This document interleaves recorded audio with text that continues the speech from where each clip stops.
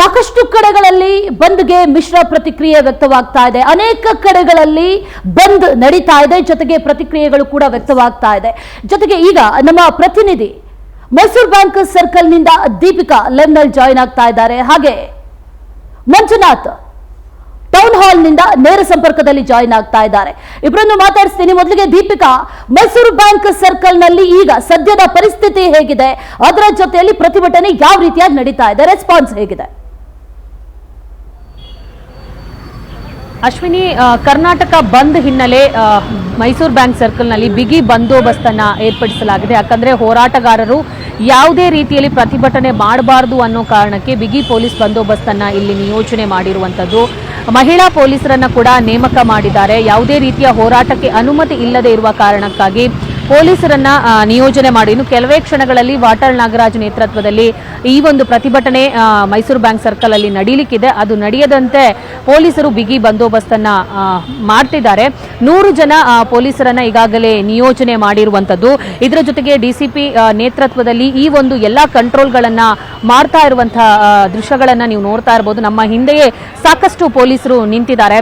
So ಸದ್ಯದಲ್ಲೇ ವಾಟಾಳ್ ನಾಗರಾಜ್ ನೇತೃತ್ವದಲ್ಲಿ ಇಲ್ಲಿ ಒಂದು ಪ್ರೊಟೆಸ್ಟ್ ನಡೆಸಲಿಕ್ಕಿದ್ದಾರೆ. ಆ ಪ್ರೊಟೆಸ್ಟ್ ನಡೆಯದಂತೆ ಪೊಲೀಸರು ಈಗಾಗಲೇ ಎಲ್ಲಾ ತಯಾರಿಗಳನ್ನ ಕೂಡ ಮಾಡಿದ್ದಾರೆ. ಕ್ಯಾಮೆರಾ ಅಳವಡಿಕೆಗಳನ್ನ ಕೂಡ ಇಲ್ಲಿ ಮಾಡಿರುವಂತದ್ದು. ಇದರ ಜೊತೆಗೆ 3 BMTC ಬಸ್ಗಳನ್ನ ಕೂಡ ನಿಯೋಜನೆ ಮಾಡಿದ್ದಾರೆ. ಅಶ್ವಿನಿ, ಮಂಜುನಾಥ್ ಇದ್ದಾರೆ, ಟೌನ್ ಹಾಲ್ ನಿಂದ ನೇರ ಸಂಪರ್ಕದಲ್ಲಿ ಜಾಯ್ನ್ ಆಗಿದ್ದಾರೆ. ಮಂಜುನಾಥ್, ಎನಿ ಪ್ರೊಟೆಸ್ಟ್ ಕರ್ನಾಟಕ ಬಂದಾಗಿರ್ಲಿ, ಒಂದು ಸಾಮಾನ್ಯ ಪ್ರೊಟೆಸ್ಟ್ ಆಗಿದ್ರು ಕೂಡ ಅದು ನಡೆಯೋದು ಟೌನ್ ಹಾಲ್ ಮುಂದೆನೆ. ಸೊ ಟೌನ್ ಹಾಲ್ ಮುಂದಿನ ವಾತಾವರಣ ಹೇಗಿದೆ, ಅಲ್ಲಿನ ಪೊಲೀಸರ ನಿಯೋಜನೆ ಹೇಗಿದೆ ಮತ್ತು ಟೌನ್ ಹಾಲ್ ನಲ್ಲಿ ವಾಹನ ಓಡಾಟ ಹೇಗಿದೆ? ಮಂಜುನಾಥ್. ಖಂಡಿತ ಪ್ರಣತ್, ಯಾಕಂದ್ರೆ ಏನಿವತ್ತು ಅದರಲ್ಲೂ ಅಖಂಡ ಕರ್ನಾಟಕ ಬಂದ್ಗೆ ಇವತ್ತು ಕರೆಯನ್ನ ಕೊಟ್ಟಿದ್ರು. ಆದ್ರೆ ಎಲ್ಲೋ ಒಂದ್ ಕಡೆ ಆ ಬಂದ್ ಎಫೆಕ್ಟ್ ಇವತ್ತು ಎಲ್ಲೂ ಕಾಣ್ತಾ ಇಲ್ಲ.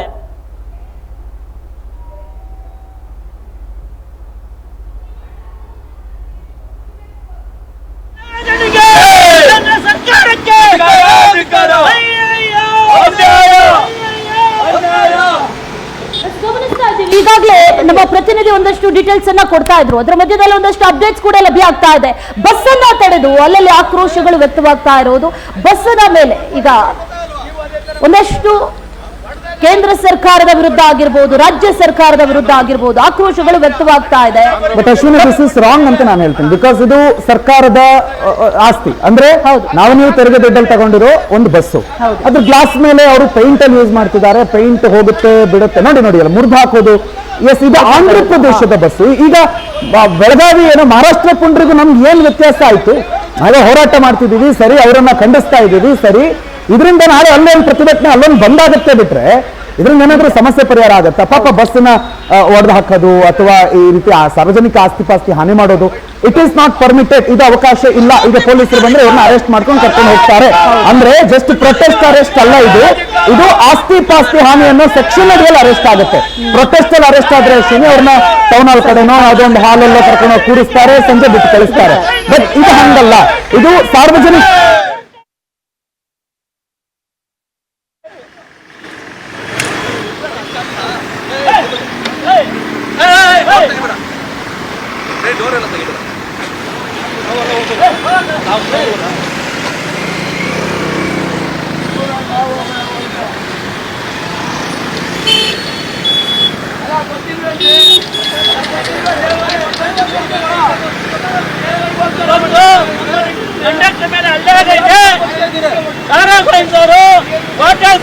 ಕರೆ ಕೊಟ್ಟಿದ್ರೆ ಇವತ್ತು BMTC ಅವರು KSRTC ಅವರು ರಾಜಾರೋಷವಾಗಿ ಗಾಡಿ ಓಡಿಸ್ತಾ ಇದ್ದಾರೆ. ಇವತ್ತು ನಾವು ಯಾರಿಗೋಸ್ಕರ ಮಾಡ್ತಾ ಇರೋದು? ಮಹದಾಯಿ ವಿಚಾರಕ್ಕೆ, ಮೇಕೆದಾಟು ವಿಚಾರಕ್ಕೆ, ನೀರಿಗೋಸ್ಕರ ಹೋರಾಟ ಮಾಡ್ತಾ ಇರೋದು, ಕನ್ನಡಿಗರ ಹಲ್ಲೆ ಮಾಡ್ತಾ ಇರೋದು ಹೋರಾಟ ಮಾಡ್ತಾ ಇರೋದು. ಇವರು ರಾಜಾರೋಷಗೆ ಗಾಡಿ ಓಡಿಸ್ತಾರೆ. ಕಂಡಕ್ಟರ್ ಮೇಲೆ ಹಲ್ಲೆ ಆಗೈತೆ. ಅಲ್ಲೇ ಇಡೀ ರಾಜ್ಯಾದ್ಯಂತ ಎಲ್ಲರಿಗೂ ಗೊತ್ತು. ಆಗ ಕಂಡಕ್ಟರ್ಗಳು ಅಲ್ಲೇ ಮಾಡಿ ಓಡಿಸ್ತಾರೆ. ಮಹಾರಾಷ್ಟ್ರ ಪುಂಡರಿಗೆ ಧಿಕ್ಕಾರ, ಧಿಕ್ಕಾರ. ಮಹಾರಾಷ್ಟ್ರ ಪುಂಡರಿಗೆ ಧಿಕ್ಕಾರ, ಧಿಕ್ಕಾರ. ಮರಾಠಿ ಪುಂಡರಿಗೆ ಧಿಕ್ಕಾರ, ಧಿಕ್ಕಾರ. ಬೇಕೇ ಬೇಕು ನ್ಯಾಯ ಬೇಕು, ಬೇಕೇ ಬೇಕು ನ್ಯಾಯ ಬೇಕು, ಬೇಕೇ ಬೇಕು ನ್ಯಾಯ ಬೇಕು. ಸರ ಗೋವಿಂದರ್ಗೆ ವಾಟಾಳ್ ನಾಗರಾಜಣ್ಣಂಗೆ, ವಾಟಾಳ್ ನಾಗರಾಜಣ್ಣಂಗೆ.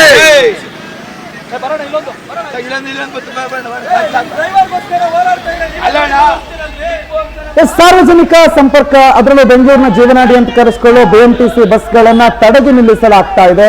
ವಾಹನ ಸಂಚಾರಕ್ಕೆ ಸರ್ಕಾರ ಅನುಮತಿ ಕೊಟ್ಟಿತ್ತು, ಮಾಡಿ ವಾಹನ ಸಂಚಾರ ಮಾಡಿ ಅಂತ ಹೇಳಿತ್ತು. ಆದ್ರೆ ಇಲ್ಲಿ ಈಗ ಈ ರೀತಿ ತಡೆದು ವಿಂಡ್ಶೀಲ್ಡ್ ಗಳ ಮೇಲೆ ಪೇಂಟ್ ಗಳಿಂದ ಬರೆಯಲಾಗ್ತಾ ಇದೆ. ಅರ್ಥಾತ್ ಒಂದು ಸ್ವಲ್ಪ ದಿನ ಹಿಂದೆ ಈ ಪ್ರತಿಭಟನೆ ಹುಟ್ಕೊಳ್ಳೋದಕ್ಕೆ ಕಾರಣ ಆಗಿತ್ತಲ್ಲ ಮಹಾರಾಷ್ಟ್ರದ ಒಂದು ಘಟನೆ, ಅಲ್ಲಿ ಅವ್ರು ಏನ್ ಮಾಡಿದ್ರು ಅದನ್ನ ನಾವು ಇವತ್ತು ಇಲ್ಲಿ ಮಾಡ್ತಾ ಇದ್ದೀವಿ. ಆನಂದರಾವ್ ಸರ್ಕಲ್ ಬೆಂಗಳೂರಿನ ಹೃದಯ ಭಾಗ, ಬೆಂಗಳೂರಿನ ಮೆಜೆಸ್ಟಿಕ್ ನಿಂದ ಬಹುತೇಕ ಹಾಫ್ ಆಫ್ ಬೆಂಗಳೂರಿಗೆ ಹೋಗೋ ಎಲ್ಲಾ ಬಸ್ಗಳು ಈ ಮಾರ್ಗದಲ್ಲೇ ಬರಬೇಕು, ಈ ಫ್ಲೈಓವರ್ ಮೇಲೇನೆ ಹೋಗ್ಬೇಕು. ಸೊ ಅದ್ರ ಮೇಲೆ ನಿಲ್ಲಿಸಿರೋದ್ರಿಂದ ಬೇರೆ ಬೇರೆ ಬಸ್ ಸಂಚಾರಕ್ಕೆ ತೊಂದರೆ ಆಗ್ತಾ ಇದೆ.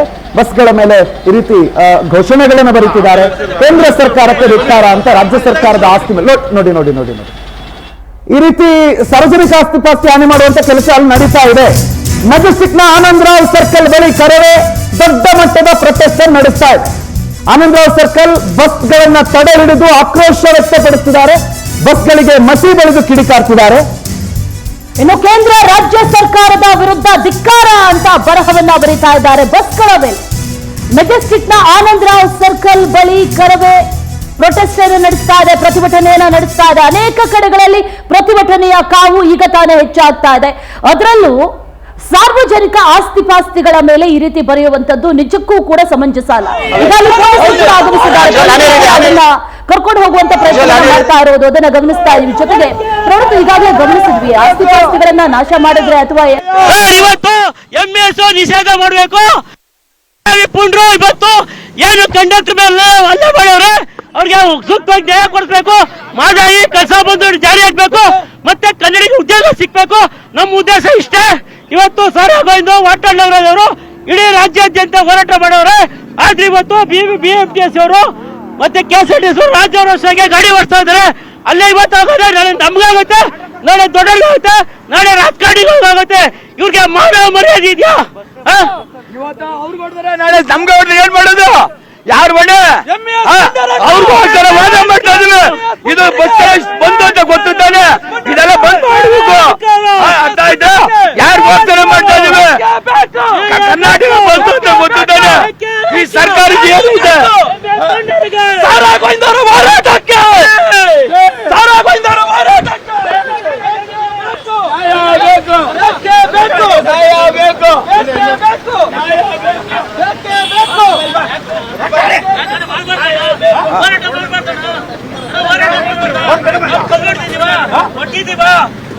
ಕಲ್ಲೊಡ್ದಿದೀವಾ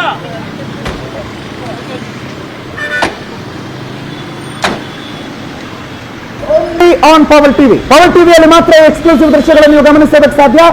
ಈ ದೃಶ್ಯ ಕಂಡು ಬಂದಿರೋದು ಆನಂದರಾವ್ ಸರ್ಕಲ್ ಫ್ಲೈ ಓವರ್ ನ ಮೇಲೆ ಬಸ್ಗಳನ್ನ ತಡೆ ಹಿಡಿಯಲಾಯಿತು. ಬಸ್ಗಳಿಗೆ ಮಸಿ ಬಳಿಯ ಕೆಲಸಗಳನ್ನ ಮಾಡಿದ್ರು. ಅವರನ್ನ ಈಗ ತಾನೇ ಪವರ್ ಟಿವಿ ವರದಿರೋದ ಮೇಲೆ ಪೊಲೀಸರು ಬಂದು ಅವರನ್ನ ಅಲ್ಲಿಂದ ಅರೆಸ್ಟ್ ಮಾಡಿ ಕರ್ಕೊಂಡು ಹೋಗ್ತಾ ಇದ್ದಾರೆ. ಹಲವು ಬಸ್ಗಳನ್ನ ತಡೆಯುವ ಪ್ರಯತ್ನವನ್ನ ಅಲ್ಲಿ ಕನ್ನಡ ಪರ ಸಂಘಟನೆಯವರು ಮಾಡಿದ್ರು. ಅವರನ್ನ ಈಗ ಅರೆಸ್ಟ್ ಮಾಡಿ ಕರ್ಕೊಂಡು ಹೋಗ್ಲಾಗ್ತಾ ಇದೆ. ಅರ್ಥಾತ್ ಪ್ರತಿಭಟನೆಯ ಹಂತ ತೀವ್ರತೆಯನ್ನ ಪಡಿತಾ ಇದೆ. ಹಲವರು ಈಗ ಬೇರೆ ಬೇರೆ ಭಾಗಗಳಲ್ಲಿ ಪ್ರತಿಭಟನೆಗಿಳಿತಿದ್ದಾರೆ ಮತ್ತು ಪ್ರತಿಭಟನೆ ಸ್ವಲ್ಪ ಉಗ್ರ ಸ್ವರೂಪವನ್ನು ಕೂಡ ತಾಳ್ತಾ ಇದೆ.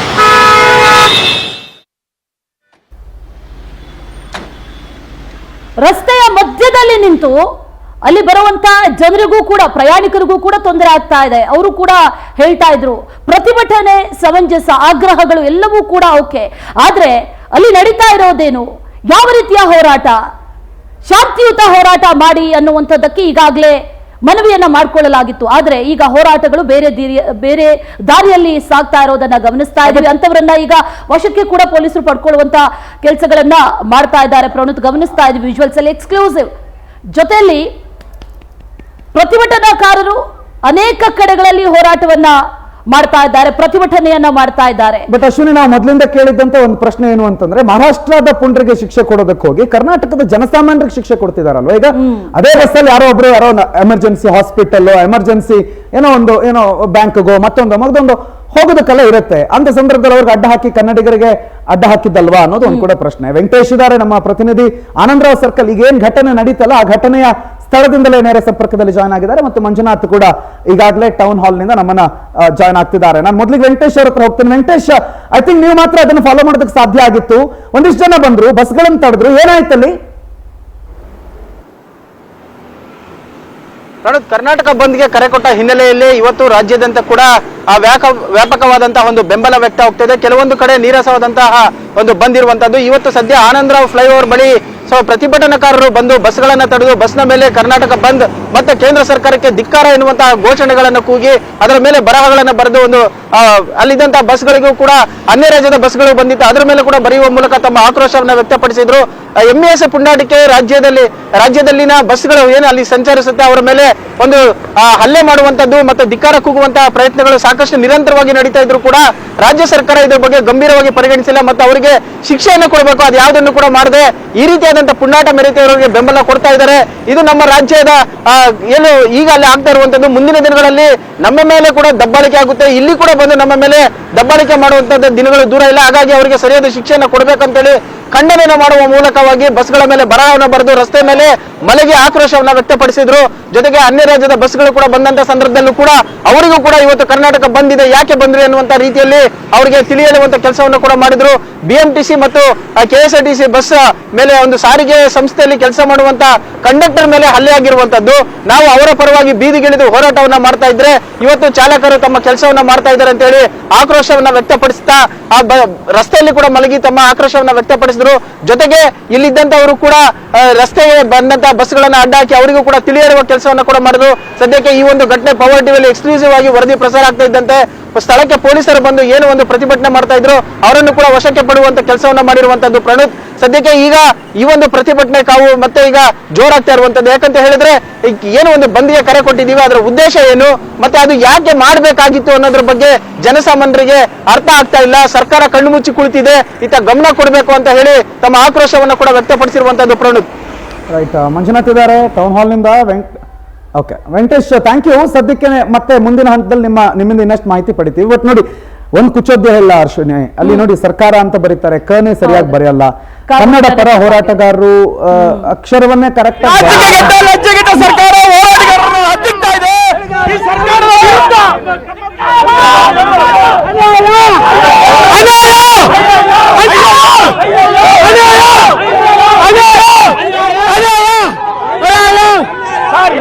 ರಾಜ್ಯ ಸರ್ಕಾರ ಬಂದು ಅವರು ಮರಾಠಿ ನೆಲದಲ್ಲಾದ್ರೆ ಅಲ್ಲಿ ಸಂಘಟನೆಗೆ ಸಪೋರ್ಟ್ ಮಾಡ್ತಾರೆ, ಕರ್ನಾಟಕದಲ್ಲಿ ಆರ್ಥಿಕವಾಗಿ ಕೆಲಸ ಮಾಡ್ತಾ ಇದ್ದಾರೆ.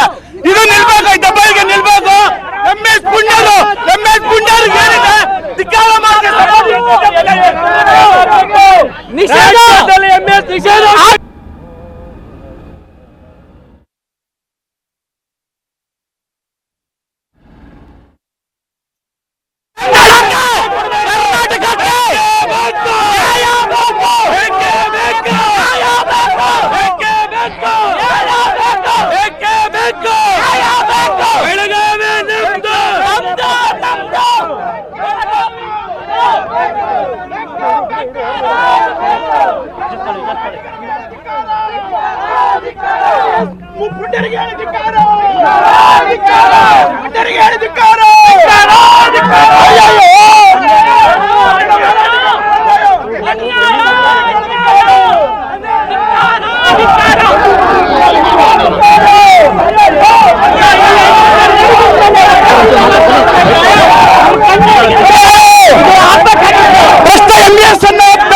ರಾಜ್ಯದಿಂದ ಅಂತ ಹೇಳಿ ಹಿರಿಯ ಹೋರಾಟಗಾರರಾದಂತ ವಟಾಳ್ ನಾಗರಾಜ್ ಅವರು ಬಂದ್ಗೆ ಕರೆ ಕೊಟ್ಟಿದ್ದಾರೆ. ಆ ಬಂದನ್ನ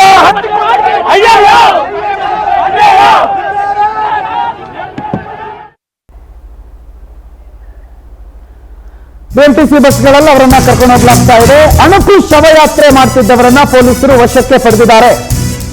ಅಣಕು ಶವಯಾತ್ರೆ ಜೆಸಿ ರೋಡ್ನಿಂದ ಇದು ನಡೀತಾ ಇತ್ತು, ಅದನ್ನ ಮಾಡ್ತಿದ್ದವರಿಗೆ ಶಾಕ್ ಕೊಟ್ಟರು. ಸಾಮಾನ್ಯವಾಗಿ ಇಂಥದಕ್ಕೆ ಯಾವುದಕ್ಕೂ ಅವಕಾಶ ಇಲ್ಲ. ಟೌನ್ ಕಡೆ ಬರ್ತಿದ್ದವರನ್ನ ಕಾಕಿ ವಶಕ್ಕೆ ಪಡೆದಿದೆ. ಶಾಂತಿಯುತವಾಗಿ ಪ್ರತಿಭಟನೆ ಮಾಡಬಹುದು, ಒಂದ್ ಕಡೆ ಅದಕ್ಕೊಂದು ಜಾಗ ಅಂತ ನಿಗದಿಯಾಗಿದೆ, ಅಲ್ಲೇ ಮಾಡಬೇಕು ಅಂತ ಕಮಿಷನರ್ ಹೇಳಿದ್ರು. ಸೊ ಅದನ್ನ ಹೊರತುಪಡಿಸಿ ಯಾರ್ಯಾರು ಪ್ರತಿಭಟನೆಗಿಳಿದಿದ್ರು ಆ ಎಲ್ಲರನ್ನ ಪೊಲೀಸರು ಈಗ ವಶಕ್ಕೆ ಪಡಿತಿದ್ದಾರೆ. ಇದು ಅಣಕು ಶವಯಾತ್ರೆ ಮಾಡೋದಕ್ಕೆ ಬಂದಂತ ಕಾರ್ಯಕರ್ತರನ್ನ ವಶಕ್ಕೆ ಪಡ್ಕೊಂಡು ಕರ್ಕೊಂಡು ಹೋಗ್ತಾ ಇರುವಂತ ದೃಶ್ಯಗಳು.